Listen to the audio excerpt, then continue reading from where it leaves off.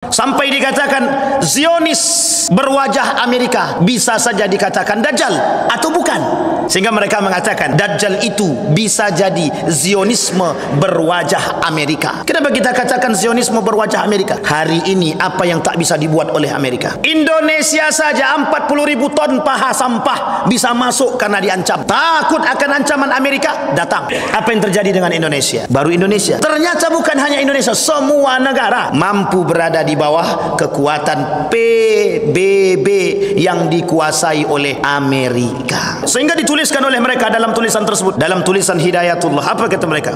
Dajjal itu Zionisme berwajah Amerika. Mengapa?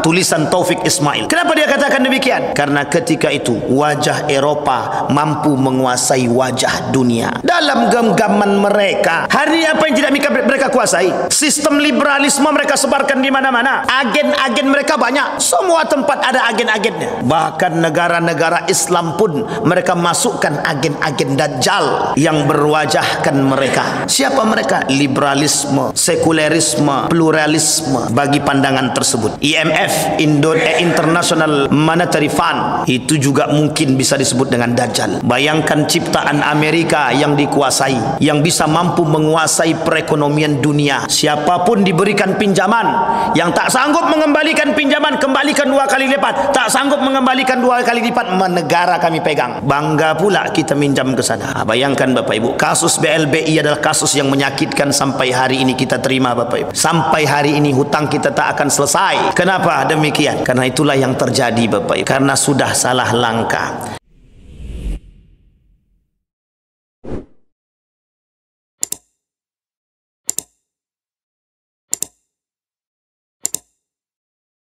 Baik Bapak Ibu sekalian yang berbahagia, malam hari ini di masjid ini alhamdulillah salah satu kitab yang berjudul Mauqifus Salaf fil Fitan, fitnah akhir zaman, yang diperbincangkan oleh ulama-ulama salaf, sebagian besar telah usai kita kaji di sini alhamdulillahirabbil alamin. Meskipun ada beberapa dalil hadis, tapi rata-rata di antara hadis-hadis tersebut memiliki beberapa kesamaan dengan apa yang telah kita sampaikan. Karena memang di dalam kitab Al-Fitan, Sunan Ibnu Majah dan Sunan Abi Daud memang banyak membahas tentang hadis-hadis fitnah akhir zaman atau prahara ataupun fenomena apapun itu namanya. Alhamdulillah sebagian besar di masjid ini setelah selesai kita kaji, dan sudah banyak yang kita sampaikan. Hanya saja tergantung maukah kita mengambil pelajaran dan manfaat dari hadis-hadis yang telah disampaikan oleh baginda Nabi Muhammad SAW. Tujuan utamanya adalah mempersiapkan diri dalam menghadapi kedatangan hari kiamat. Itu yang pertama. Yang kedua adalah menjaga keluarga dari fenomena-fenomena yang terjadi, agar kelak keluarga-keluarga kita husnul khatimah, bukan su'ul khatimah. Yang ketiga, sejalan dengan apa yang dikatakan oleh Allah dalam Al-Quran, qu anfusakum wa ahlikum nara. Salah satu cara kita menjaga anak kita, keluarga kita, istri kita, orang tua kita adalah dengan memperbanyak mengetahui yang akan terjadi daripada yang disampaikan oleh baginda Nabi Muhammad sallallahu alaihi wasallam. Nah, malam hari ini Bapak Ibu sekalian yang berbahagia, karena kiamat kecil dalam bahasa lainnya sudah kita mengkajinya, maka malam hari ini izinkan kami untuk menyampaikan poin penting atau inti poin dari pembahasan kita yang dulu telah kita bahas tentang prahara akhir zaman, yang disebut dalam bahasa hadis, yang disebut oleh para ulama sebagai tanda datangnya hari kiamat kecil. Tanda kiamat kecil akan datangnya hari kiamat. Sekarang kita masuk pada poin yang paling penting, 10 tanda kiamat besar. Ada yang mengatakan 9. Dalam kitab Al-Magedon itu dikatakan 10. Syekh Mutawalli Sya'rawi mengatakan 10. Syekh Al-Arifi mengatakan 10. Syekh Hasim Al-As'ari mengatakan 10. Dalam kitab Imam Abu Daud mengatakan 9. Ada yang mengatakan juga 10. Dan para ulama-ulama yang lain, ensiklopedi akhir zaman mengatakan 10 tanda datangnya hari kiamat. Tanda besar. Asratus sa'ah al-kubra. Tanda-tanda datangnya hari kiamat yang besar. Merujuk kepada kitab yang dikarang oleh Syekh Al-Arifi, seorang ulama dari Saudi Arabia, Dr. Muhammad bin Abdurrahman Al-Arifi. Beliau menuliskan buku judulnya Nihayatul Alam. Buku ini kemudian dilarang terbit kembali karena buku ini termasuk dari ciptaan orang-orang yang terlarang. Beliau dimasukkan ke dalam penjara karena mengkritik pemerintah. Salah satu pembahasan beliau dari kajian-kajian beliau adalah bagaimana umat muslim akan berhadapan dengan fenomena-fenomena akhir zaman. Sehingga beliau tulislah kitab tersebut dengan judul Nihayatul Alam. Arti kalimat Nihayatul Alam artinya akhir daripada kehidupan, akhir daripada alam. Jadi nihayah itu akhir, habis. Alam. Jadi masa habisnya alam tu. Maka bahasa lainnya disebut dengan datangnya kiamat. Itu bahasa lainnya. Di dalam kitab beliau ini disebutkan paling tidak ada 10 tanda kiamat besar yang harus setiap muslim mempelajari. Syekh Abu Bakar Al-Mashhur dalam ceramahnya mengatakan, hari ini bagi umat muslim, hukum mempelajari tentang atau mengetahui keadaan akhir zaman, hukumnya bukan lagi sunnah tapi wajib. Karena mereka harus mempersiapkan diri. Karena hari kiamat tak lama lagi, kata mereka. Mengapa mereka mengatakan hari kiamat tak datang, tak lama lagi? Ini adalah prediksi, bukan mengatakan kiamat besok, bukan. Seperti yang tertera oleh Amerika, dibuat filem 2012 kiamat, 2022 kiamat, tak jadi juga. 2026 kita tunggu apakah datang kiamat di tahun 2026, itu kita tak tahu. Prediksi-prediksi seperti itu. Tapi Syekh Al-Arifi bukan mengatakan prediksi yang dalam perfilman, tapi beliau mengatakan berdasarkan kepada hadis baginda Nabi Muhammad sallallahu alaihi wasallam, berdasarkan pada asas fenomena, berdasarkan pada kiamat-kiamat kecil yang disampaikan oleh Nabi dalam hadisnya pada pasal yang disebut dengan fitnah akhir zaman. Maka Bapak Ibu sekalian yang berbahagia, malam hari ini kita merujuk kepada kitabnya Syekh Hasim Al-As'ari. Kata Syekh Hasim Al-As'ari menukil dari perkataan baginda Nabi Muhammad sallallahu alaihi wasallam, "Ittala an-nabi alaina wa nahnu natadhakaru faqala ma tadhakarun qalu nadhkuru as-sa'ah."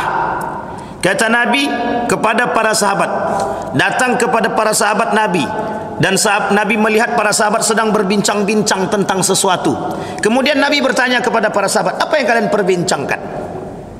Nabi bertanya kepada para sahabat, apa yang kalian muzakarahkan, apa yang kalian perbincangkan, apa yang kalian diskusikan? Kemudian mereka mengatakan, nadhkurus sa'ah, kami sedang muzakarah tentang hari kiamat.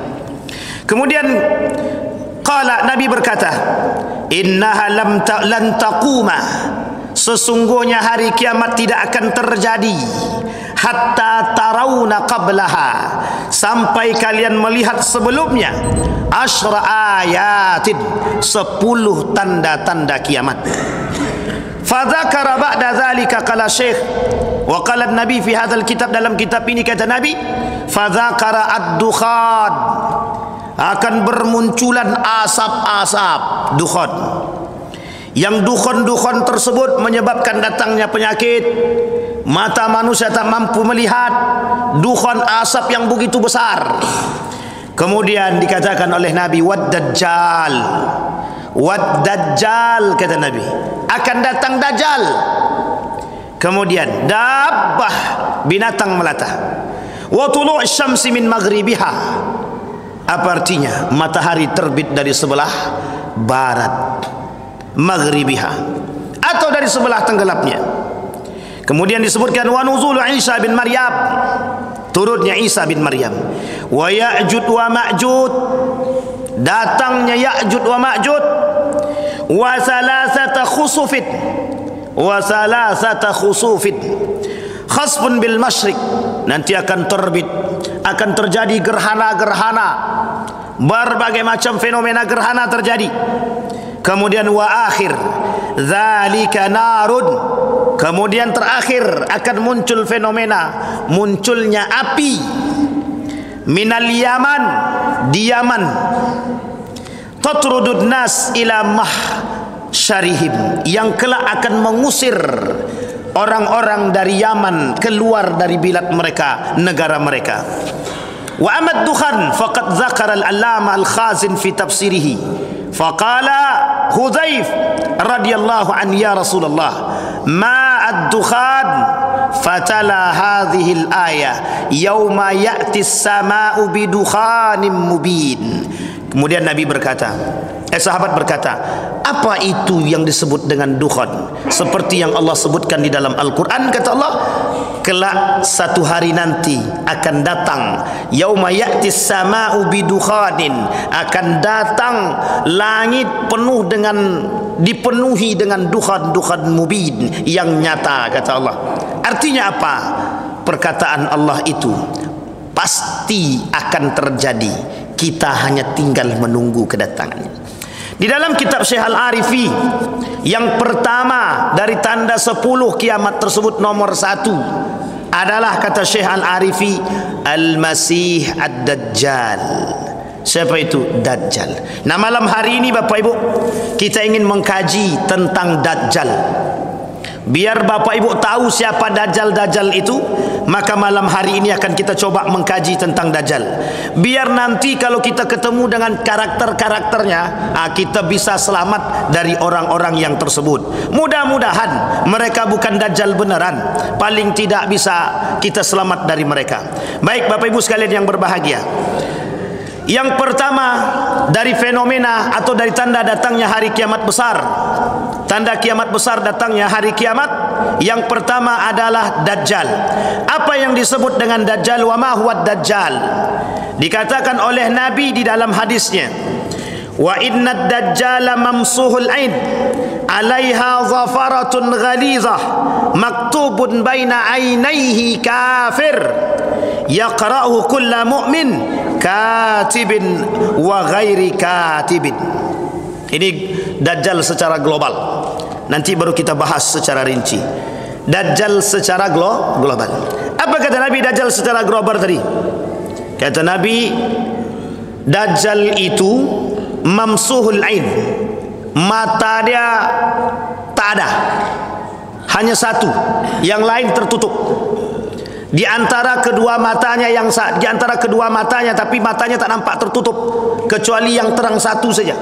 Di antara kedua batas mata tadi tertulis besar kafir, yaqra'uhul mu'min, yang kelak orang mukmin bisa baca, katibin am ghaira katibin, sekalipun mereka mukmin beriman taat atau tidak beriman secara taat, mereka bisa membaca kafir.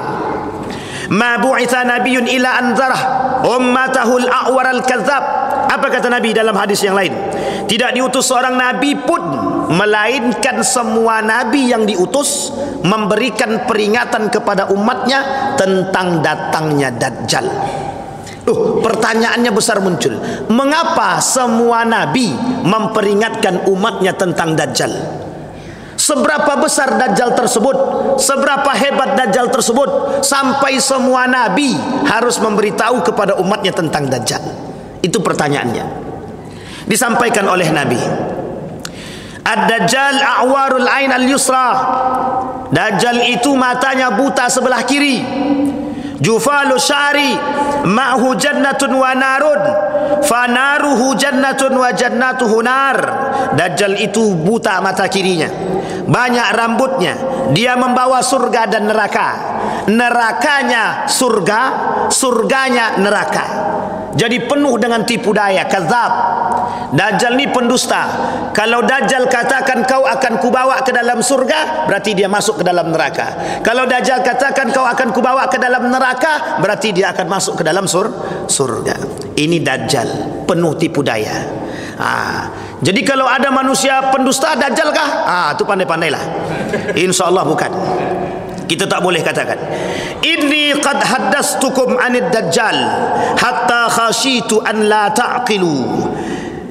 Inna masihad Dajjal rajulun qasir afhaj ja'dun a'war mat'musul ain laisa binati'atin wala hajra fa in ulbisa alaikum fa'lamu anna rabbakum laisa bi'awar. Sesungguhnya aku sudah menceritakan kepada kalian tentang Dajjal, tetapi aku masih saja khawatir kalian tidak mengerti akan Dajjal tersebut. Sesungguhnya Al-Masih Dajjal itu laki-laki jelek, pendek, renggang antara dua matanya, dua betisnya, pendek keriting, buta sebelahnya, dan terhapus matanya, tidak tinggi, tidak berlubang pada matanya yang terhapus. Jika dia itu tersamarkan atas kalian, maka ketahuilah sesungguhnya Nabi Muhammad tidak buta, sesungguhnya Allah tidak buta. Artinya apa? Kalaulah Dajjal mengaku Tuhan, maka sesungguhnya manusia bisa tertipu. Maka perhatikan kata Nabi, kalau kalian tak tahu itu Dajjal atau bukan, perhatikan bahwa sesungguhnya Allah itu tidak buta, Nabi itu tidak buta. Ma'asyiral muslimin rahimakumullah, Bapak Ibu sekalian yang berbahagia, Syekh Abdul Qadir Al-Jailani pernah melempar setan dengan sendalnya. Satu ketika setan tersebut berkata kepada Syekh Abdul Qadir Al-Jailani begini, Abdul Qadir, sudah Allah bebaskan bagimu syariat. Setelah ini kau tak beribadah tidak ada masalah, karena kau sudah dijamin masuk surga. Diambil sendalnya Syekh Abdul Qadir Jailani, dilemparnya pada setan tadi. Kalaulah manusia hari ini dikatakan begitu, saya kira tidak seperti Abdul Qadir, malah ikut-ikutan. Artinya apa? Banyak dajjal-dajjal bermunculan. Lisan manusia hari ini bisa menipu manusia. Artinya lebih baik daripada dajjal atau lebih hebat? Belum tentu. Yang dajjalnya belum muncul, manusia bersifat dajjal sudah banyak yang percaya. Apalagi kalau dajjalnya yang benar datang. Itu dah susah kita ketemu. Sudah susah bagi kita untuk menghindar. Karena kata Nabi, la yanfa'ul iman, tidak bermanfaat iman itu lagi. Ada 3 kondisi. Ketika datang 3 kondisi ini, kata Nabi, iman manusia tak bermanfaat. Di antara 3 tersebut, satu di antaranya adalah Dajjal tak beriman. Hari ini kita lihat ulama su, kalau berbicara ulama su, tinggi derajatnya, hebat dia, semua goyang. Itu baru ulama su, belum Dajjal. Kalau Dajjal tunjuk langit turun hujan, tunjuk yang mati hidup, tunjuk pohon yang tak berbuah jadi berbuah, kira-kira banyak tak yang datang minta sama dia? Yang kemarin saja profesor bisa percaya dengan seorang pemuda bisa mengeluarkan uang dari bajunya, apalagi kalau sempat bertemu dengan Dajjal. Itu bukan profesor lagi. Kalau ada gelar di atas profesor, saya kira semua orang bakal percaya. Yang selamat adalah dari Dajjal orang yang rajin membaca Al-Quran dan rajin mendawamkan Al-Kahfi dengan iman dan akidah yang kuat. Kalau tidak, goyang. Maka dikatakan oleh para ulama, ketika Dajjal datang, cuman satu yang mereka lakukan, beruzlah. Orang-orang yang beriman akan beruzlah, mencari tempat selamat. Karena ketika Dajjal sampai ke setiap kota-kota besar tempat injakan Dajjal, ketika mereka turun, Dajjal turun, maka tempat-tempat daerah-daerah yang terpencil mendengarkan suaranya, maka mereka akan bergegas untuk datang melihat. Inilah yang mereka katakan pengaruh Dajjal mampu mempengaruhi dunia. Bapak Ibu sekalian yang berbahagia, ada seorang ulama yang mengatakan dalam tulisannya, ada negara yang paling kuasa dan adikuasa. Apakah itu bisa dikatakan Dajjal? Siapa dia? Amerika, negara adikuasa. Sampai dikatakan Zionis berwajah Amerika, bisa saja dikatakan Dajjal atau bukan. Sehingga mereka mengatakan Dajjal itu bisa jadi Zionisme berwajah Amerika. Kenapa kita katakan Zionisme berwajah Amerika? Hari ini apa yang tak bisa dibuat oleh Amerika? Hari ini apa yang tidak bisa dibuat oleh Amerika? Indonesia saja 40.000 ton paha sampah bisa masuk karena diancam. Takut akan ancaman Amerika, datang. Apa yang terjadi dengan Indonesia? Baru Indonesia. Ternyata bukan hanya Indonesia, semua negara mampu berada di bawah kekuatan PBB yang dikuasai oleh Amerika. Bapak Ibu sekalian yang berbahagia, sehingga dituliskan oleh mereka dalam tulisan tersebut, dalam tulisan Hidayatullah, apa kata mereka? Dajjal itu Zionisme berwajah Amerika. Mengapa? Tulisan Taufik Ismail. Kenapa dia katakan demikian? Karena ketika itu wajah Eropa mampu menguasai wajah dunia. Dalam genggaman mereka, hari ini apa yang tidak mereka kuasai? Sistem liberalisme mereka sebarkan di mana-mana. Agen-agen mereka banyak. Semua tempat ada agen-agennya. Bahkan negara-negara Islam pun mereka masukkan agen-agen Dajjal yang berwajahkan mereka. Siapa mereka? Liberalisme, sekulerisme, pluralisme bagi pandangan tersebut. IMF, International Monetary Fund, itu juga mungkin bisa disebut dengan Dajjal. Bayangkan ciptaan Amerika yang dikuasai, yang bisa mampu menguasai perekonomian dunia. Siapapun diberikan pinjaman, yang tak sanggup mengembalikan pinjaman, kembalikan 2 kali lipat. Tak sanggup mengembalikan 2 kali lipat, negara kami pegang. Bangga pula kita minjam ke sana. Bayangkan Bapak Ibu, kasus BLBI adalah kasus yang menyakitkan sampai hari ini kita terima Bapak Ibu. Sampai hari ini hutang kita tak akan selesai. Kenapa demikian?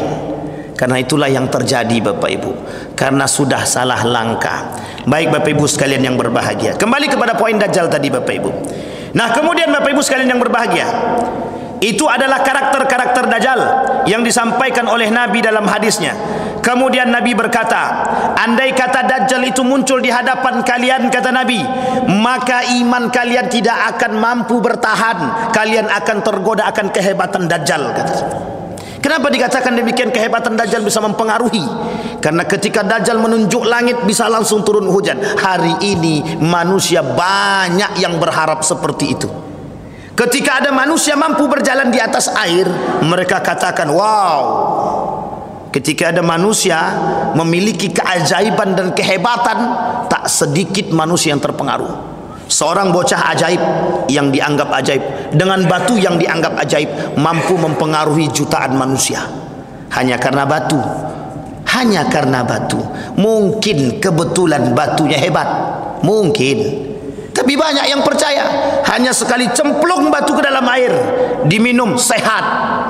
Namanya batu ponari.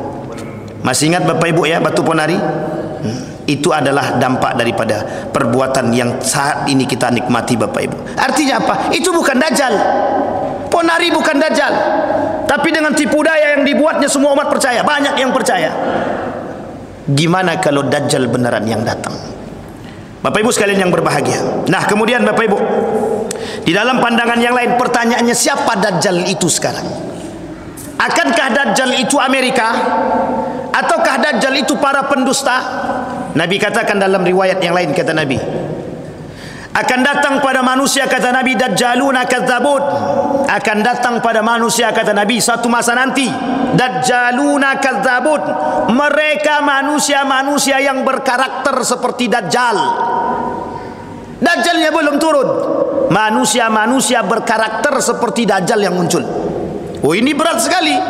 Maka Bapak Ibu, kata Nabi, kelak, kata para ulama, kelak di akhir zaman pengikut Dajjal itu 7. Pengikut Dajjal itu 7. Ini baru 2. 5 lagi. Tak akan gini saya lagi bang. Begini saya. 7. Pengikut Dajjal itu 7 pak. Banyak pak. 7 itu bukan sedikit. Siapa di antara 7? Nanti kita sampaikan pak. Sebelum kita sampai ke sana nanti akan kita sebutkan. Kemudian kata Nabi poin selanjutnya, sebelum datang Dajjal, kata Nabi, kalian akan menghadapi peristiwa-peristiwa 3 tahun lamanya dalam hadis Nabi. Dan 3 tahun itu peristiwa-peristiwa yang menyakitkan bagi umat manusia. Kelaparan, kemiskinan, semua dialami oleh umat ketika itu. Sekarang sudah banyak kemiskinan? Sudah ada orang-orang miskin sudah banyak. Sekarang orang-orang tak berduit banyak, pengemis banyak. Berarti Dajjal sudah mau datang? Belum tahu, belum pasti. Kita tak bisa katakan Dajjal datang, tapi pernyataan itu bisa kita katakan bahwa tanda-tanda kedatangan Dajjal itu 3 tahun sebelum kedatangan Dajjal, kata Nabi, masa paceklik itu akan mendatangi umat manusia ketika itu. Kelaparan, kehausan, ekonomi yang merosot, kemiskinan dan lain sebagainya, semua melanda umat. Merata semua. Artinya apa? Tanda-tanda kedatangan Dajjal akan semakin dekat. Bapak Ibu sekalian yang berbahagia, apa yang ditakutkan oleh Nabi akan kedatangan Dajjal? Yang ditakutkan oleh Nabi, robohnya akidah, rusaknya iman, rusaknya akhlak. Mereka jauh daripada Allah. Sehingga Bapak Ibu, Nabi menuliskan dalam hadisnya, orang yang bisa selamat daripada Dajjal, mereka yang rajin membaca surat Al-Kahfi. Mungkin itu seperti hal yang sangat sederhana, remeh temeh, betul. Tapi percayalah, Nabi tidak pernah berbohong. Nabi tidak pernah bohong. Artinya apa? Itu pasti akan terjadi. Orang yang kuat imannya, orang yang kuat akidahnya, kalau tidak dibarengi seperti apa yang dikatakan oleh baginda Nabi Muhammad sallallahu alaihi wasallam, goyang. Orang berilmu ketika itu banyak, yang beriman sedikit, sehingga yang pengikut Dajjal bukan orang-orang yang biasa, bukan orang-orang bodoh.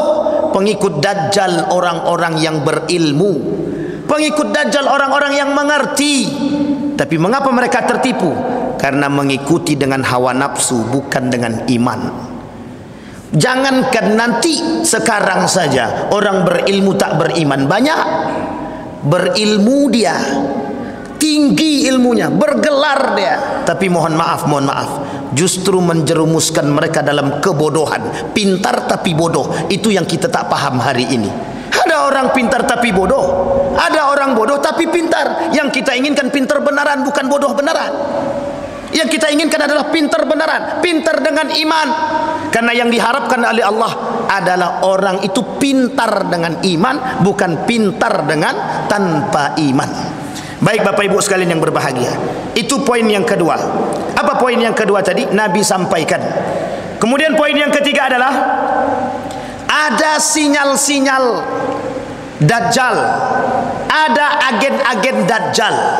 Ini kita sampaikan Bapak Ibu. Dalam kitab Sababul Muslimina fi Ahdi Dajjal, Ghahar Mustaq, kata beliau, ada agen-agen Dajjal pada masa Dajjal nanti. Dan sebelum masa Dajjal pun sudah ada agen-agen Dajjal. Disampaikan oleh beliau. Apa agen Dajjal itu? Yang pertama, agen-agen Dajjal tersebut adalah media. Apa Bapak Ibu? Media. Apa maksudnya media? Sinyal Dajjal di era digital. Wah, ini mantap ini Bapak Ibu. Ini dituliskan oleh seorang yang bernama Thomas Friedman dalam bukunya The Wood is Flat 3.0, A Brief History of the 20th Century. Bisa dipahami Bapak Ibu? Sama kalau kita tak paham. Artinya apa? Kata beliau, akan muncul pada masa itu kehancuran bumi yang disebabkan pengaruh media yang begitu besar. Masa itu disebut dengan 3.0, peran media menguasai dunia. Hari ini kekuatan Amerika bukan pada ekonomi saja, bukan pada ekonomi saja, tetapi kekuatan Amerika terletak pada media. Bapak Ibu main apa hari ini? Facebook, yang punya siapa? Bapak Ibu punya internet, yang punya siapa? Mereka bisa menguasai dunia melalui media. Teman-teman di depan ini besok, kalau mereka sudah sakit hati, bisa di-cutnya semua. Hati-hati, pasang bumper, hilang video kita bisa. Mereka bisa menguasai media, bisa. Apapun mereka bisa buatkan hari ini dengan media. Memanipulasi pun mereka bisa. Jangankan memanipulasi video, kemerdekaan satu negara mereka bisa manipulasi hanya dengan media cetak. perang Inggris dan perang Perancis. Apa nama perangnya? Kalau saya tak salah Bretton Woods. Itu bahasa gaulnya Pak. Betul Pak Ketua? Agak ragu Pak Ketua sedikit. Perang Inggris Perancis, tujuan Amerika ingin menguasai emas. Yang menang siapa, yang kalah siapa? Inggris kalah, Perancis menang. Yang disebarkan oleh Amerika melalui media cetak, yang menang Inggris, yang kalah Perancis. Akhirnya apa? Para investor di negara Perancis angkat kaki. Apa yang terjadi? Krisis moneter terjadi di negara Perancis. Mereka jual aset-aset emas, ditampung oleh Amerika hanya karena media cetak. Hari ini dengan media apa? Bukan cetak lagi kita main Pak, media online. Orang pinjam uang, apa namanya itu? Bukan, apa online? Bukan judi online, pinjam uang online itu apa namanya? Pinjam online hari ini. Tak sanggup bayar, tak tahu dari mana data kita. Dibuatnya gambar tak berbaju atau telanjang lebih tepatnya, disebarkannya di Facebook, di WhatsApp. Pertanyaannya, dari mana data kita mereka dapat? Dari mana foto kita dapat? Uniknya, mereka bisa sebarkan kemanapun. Bayangkan Bapak Ibu penguasaan mereka terhadap media hari ini, digitalisasi hari ini. Mereka punya peran betul. Memang mereka yang punya peran. Kita menikmati peran tersebut. Coba Bapak Ibu bayangkan, orang-orang dengan media, mohon maaf. Jepang dengan media, teknologi canggih tapi memiliki perkembangan.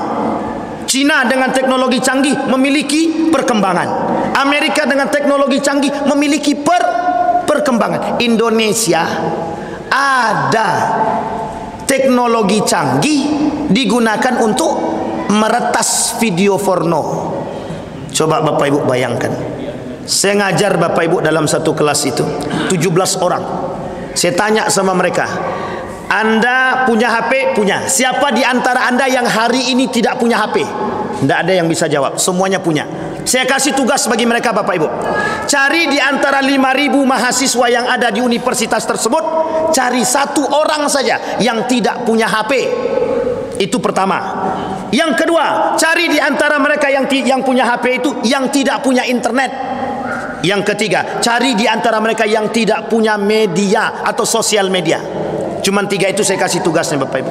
Insya Allah pekan depan kami ketemu. Kita lihat apa hasilnya. Tapi dari 17 orang tadi Bapak Ibu kita tanya, semua punya HP? Punya. Sekarang pertanyaannya, dari HP yang Anda miliki hari ini, berapa banyak yang Anda gunakan untuk membaca Al-Quran? Boro-boro baca Quran Pak, aplikasinya aja kami tak punya. 1. Berapa banyak waktu Anda habiskan dengan HP?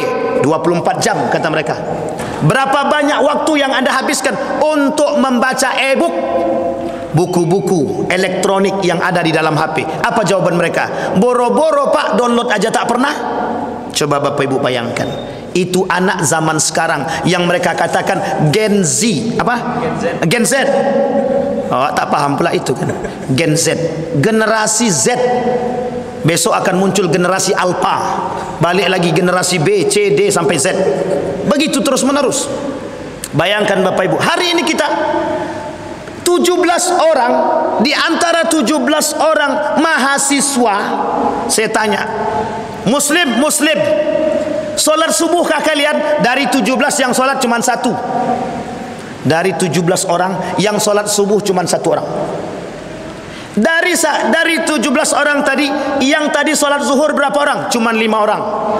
Yang tidak solat asar siapa? Semua angkat tangan.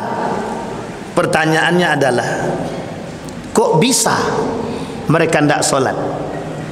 Kalau kita kembalikan kepada poin Dajjal tadi, kira-kira orang seperti ini kelak kalau bertemu dengan Dajjal selamat atau tak selamat?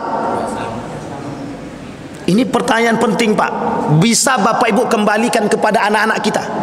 Tengok ke rumah, lihat anak-anak kita.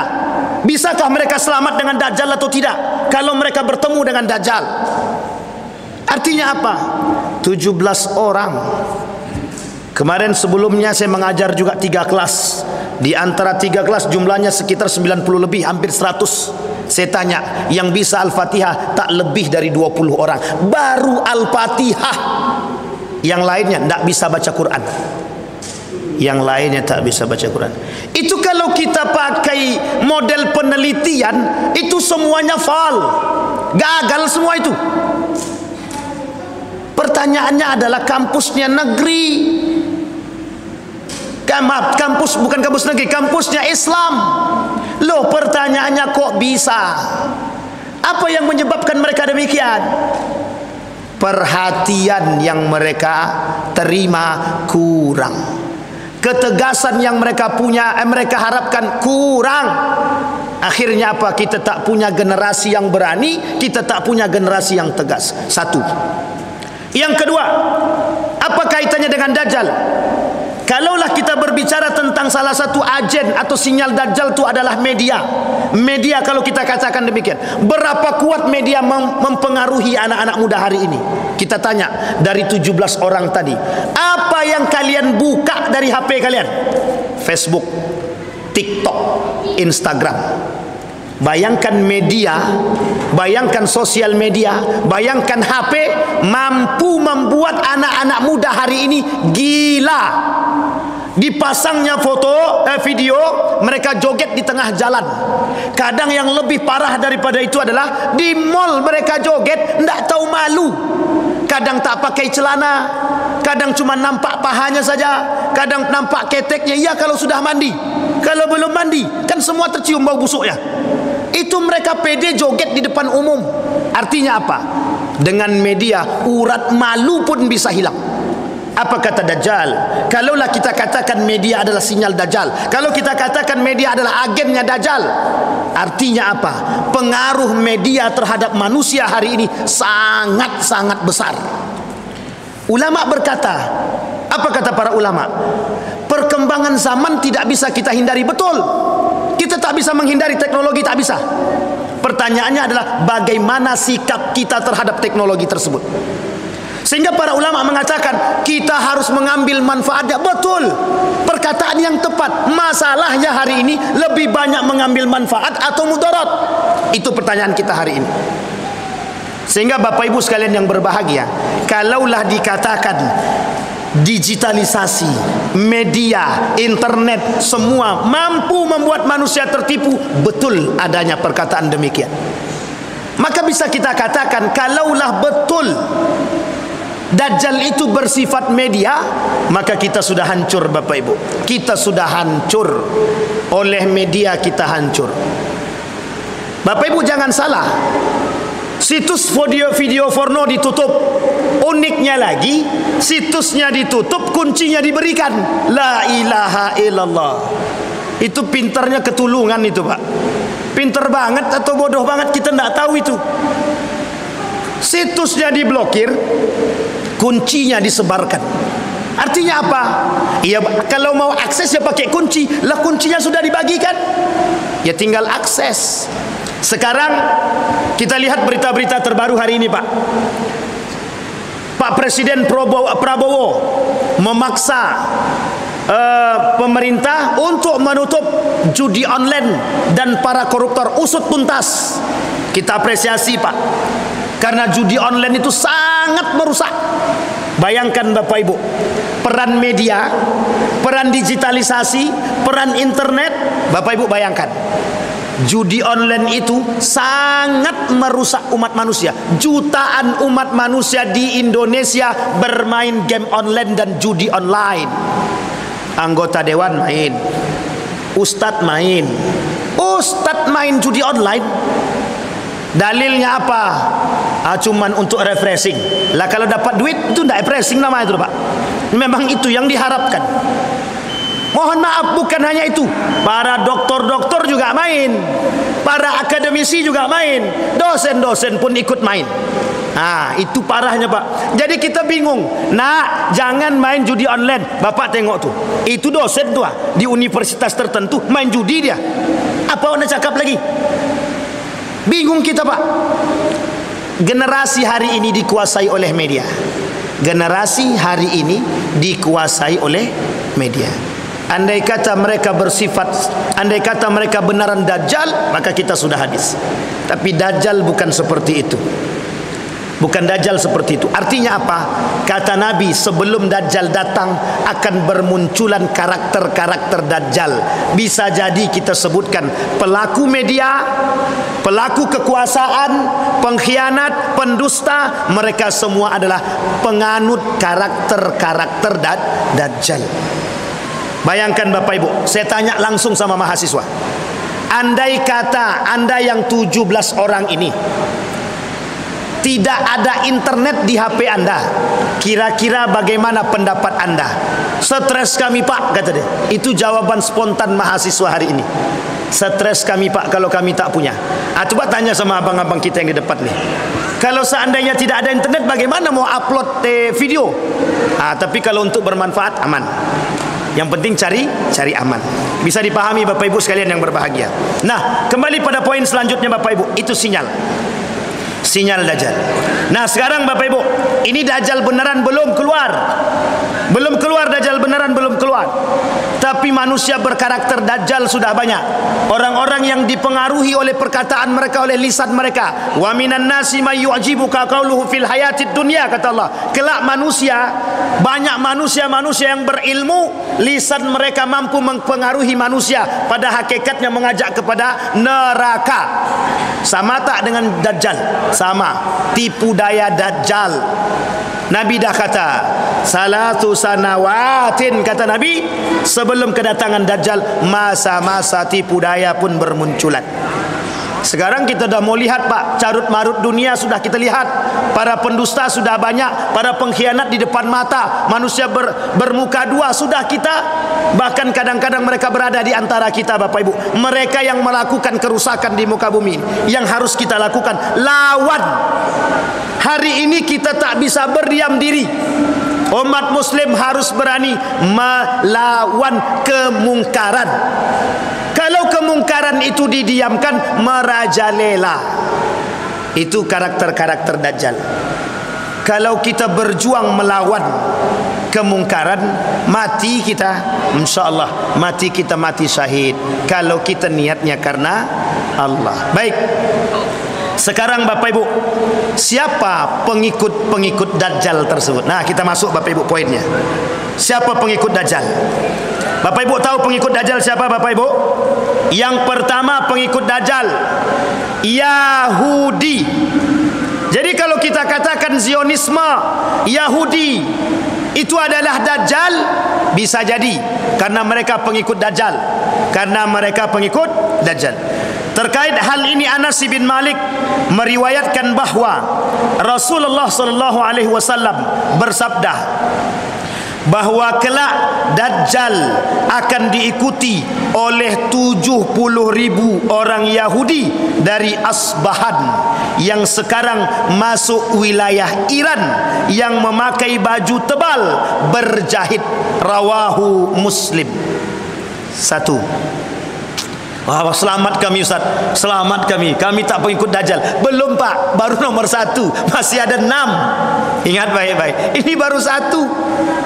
Kalau sempat di antara 6 tu ada, cepat-cepat taubat Pak, cepat-cepat taubat. Tapi Bapak Ibu sekalian yang berbahagia, andai kata ada kategori yang 6 kita sampaikan kelak, ternyata kita melihat ada orang-orang seperti itu, Dajjal sini kau, itu tak boleh Bapak Ibu, tidak boleh sama sekali. Karena kita tidak tahu ke depan hidup orang. Andai kata Allah takdirkan dia bertobat kepada Allah dan Allah terima tobatnya, insyaallah Allah masukkan ke dalam surga. Hadis ini bukan menunjukkan pembatasan jumlah. Bahkan kata para ulama, maksud 70.000 tadi adalah saking banyaknya pengikut Dajjal dari golongan orang-orang Yahudi. Jika di Asbahan saja pengikutnya sebanyak itu, apatah lagi di wilayah-wilayah lain yang kelak mereka terjual, yang kelak mereka mampu tertipu dengan kehebatan Dajjal. Kemampuan luar biasa untuk berkeliling dunia dalam waktu yang super cepat, melainkan Mekah dan Madinah yang kelak dijaga oleh Allah dan malaikatnya. Jadi Bapak Ibu, negara yang tidak dimasuki, kota yang tidak dimasuki oleh Dajjal itu hanya Mekah dan Madinah saja. Selain daripada itu, sekarang pertanyaannya, Indonesia masuk apa tidak?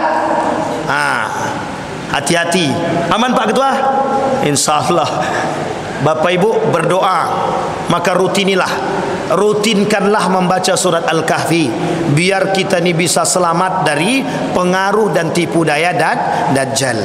Bapak Ibu sekalian yang berbahagia, mudah-mudahan kita sambung di pertemuan yang akan datang, karena waktunya sudah lewat. Nanti banyak yang ngamuk tak baik. InsyaAllah kita lanjutkan di pertemuan yang akan datang. Mudah-mudahan ada manfaatnya bagi kita. Masih pada nomor yang pertama, InsyaAllah 6 kemudian akan kita lanjutkan sampai nanti pada siapa saja orang-orang yang akan mengikuti dan akan terpengaruh oleh Dajjal tersebut, dan bagaimana cara kita selamat dari Dajjal akan kita sampaikan di pertemuan yang akan datang. Fa'tabiru ya ulil absar la'allakum tuflihun. Assalamualaikum warahmatullahi wabarakatuh.